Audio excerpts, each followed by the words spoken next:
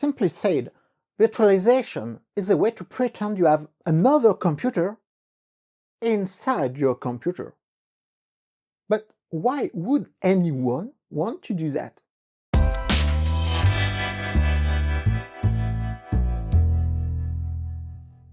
In fact, virtualization has proven to be useful in many different use cases. First, you may want to run on your host computer some software made for a different operating system. For example, you may have switched to Linux but still need to use some proprietary or legacy software running only on Windows or Mac OS X. Instead of maintaining a dedicated computer just for that software, with virtualization you can run it from a guest OS inside your Linux box. Another common use case is when you want to run a new software without wasting time undergoing a long or complex installation process. Just download the pre-installed virtual machine image, start a guest, and your software is up and running. Nothing prevents you from running several guests on the same host. For education or testing purposes, this allows you to run entire networks from your laptop. And in production, this allows you to run several independent servers on the same hardware. By mutualizing that way the resources of your physical server, you can reduce your costs. You can even duplicate or migrate a virtual machine from one host to another one, since it is not much more than copying or sharing the virtual machine image file between the hosts. Even better, with virtualization you can freeze a virtual machine and resume it later without the guest OS noticing it.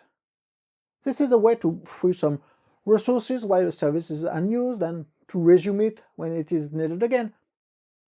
But if you combine that with migration, you can actually perform a live migration. That is, moving a virtual machine between different underlying hardware without any interruption of services. Mutualization and live migration played a major role in the development of cloud computing. When you host a virtual machine on the cloud, that means your virtual machine is running somewhere on your provider's hardware. On that same host, there can be dozens of other virtual machines running different operating systems or different software. Then, depending on your application load, the service level agreement, the provider's needs, or an eventual incident, that VM can transparently move from one host to another one, maybe even to different data centers. That flexibility allows the provider to optimize its cost while ensuring high availability and providing scalable solutions to the customers. In a virtualized environment, there is a piece of software that's responsible for sharing the physical resources of the host among the several virtual guests. That software is called the hypervisor. The hypervisor is a thin software layer that will schedule and allocate the resources for the various virtual machines running on the host. The hypervisor either provides direct access to the underlying hardware or adds some kind of abstraction layer to emulate different pieces of hardware.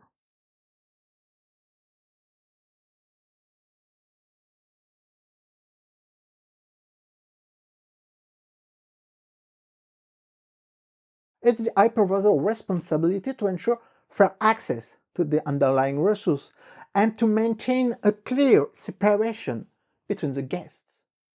Some hardware technologies can help the hypervisor in performing its work efficiently, and thus reducing the performance loss involved here.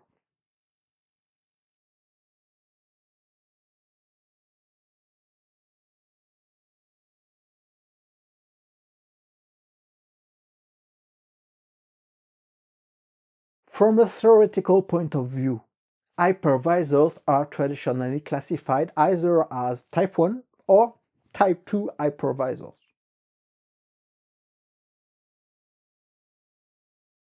Type 2 hypervisors, called hosted hypervisors, run on top of an existing operating system. The hypervisor itself and the guest virtual machines are nothing more than processes of the host operating system.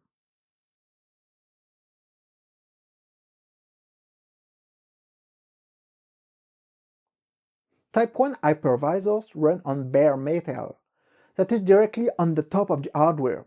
Simply said, Type 1 hypervisors are their own kernel.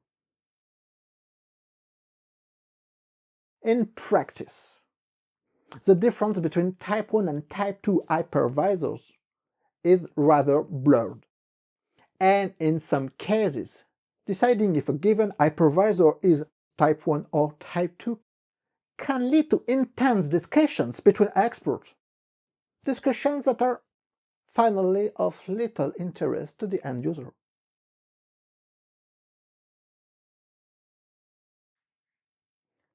Virtualization is close to several other concepts. One of them is emulation. With emulation, just like with virtualization, you are actually running a software computer inside a real computer. But in the case of emulation, the host and the guest do not necessarily share the same instruction set.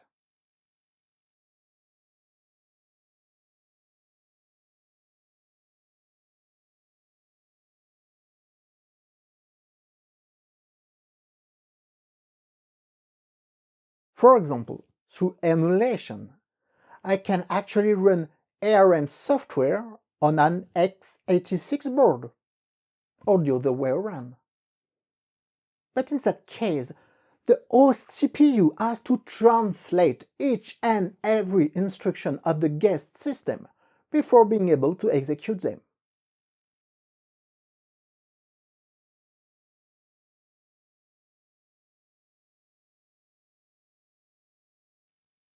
Emulation can be useful for testing purposes or to run applications developed for legacy hardware, but emulation introduces a significant amount of performance penalties, but it is not that often useful in production. On the opposite side of the spectrum, there is a concept of container. With a container, the host provides an isolated environment for the guest application to run, but the host and the guest share the same kernel. So a container can only run applications built for the same instruction set and the same operating system as the host. In other words, containers do not provide virtualizations, but only isolation. This solution aims at being lightweight, since you run only one kernel and each container runs only the required piece of software for a given task. Not only this avoids replicating and executing the similar operating system-related tasks in each guest, but in addition, containers avoid the extra overhead of running an hypervisor. In some sense, containers and virtual machines took an opposite path. Virtual machines start from a full system, and you have eventually to remove what is unnecessary for your task. Whereas containers start from nothing, and you have to add the required components.